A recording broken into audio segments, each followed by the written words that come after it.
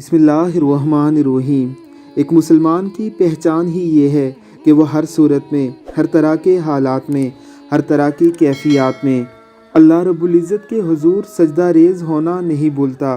اللہ رب العزت نے قرآن مقدس میں 80 سے زائد مقامات پر نماز قائم کرنے کا حکم دیا ہے۔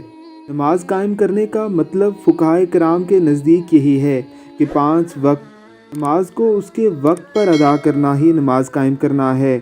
اللہ رب العزت کے بندے کسی بھی صورت میں، کسی بھی مقام پر، کسی بھی حالت میں اللہ کی عبادت نہیں چھوڑتے۔ اکثر و بیشتر دیکھا گیا ہے کہ گھومنے پھرنے جانے والے خود کو نماز سے بھی بری الذمہ سمجھنے لگتے ہیں۔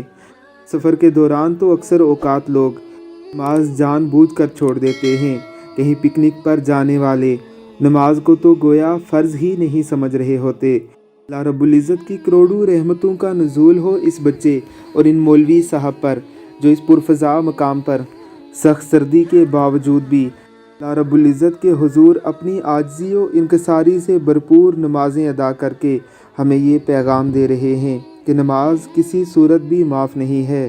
نماز قائم کرو اس سے قبل کہ تمہاری نماز پڑھی جائے۔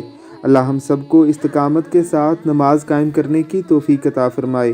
آمین ثم آمین۔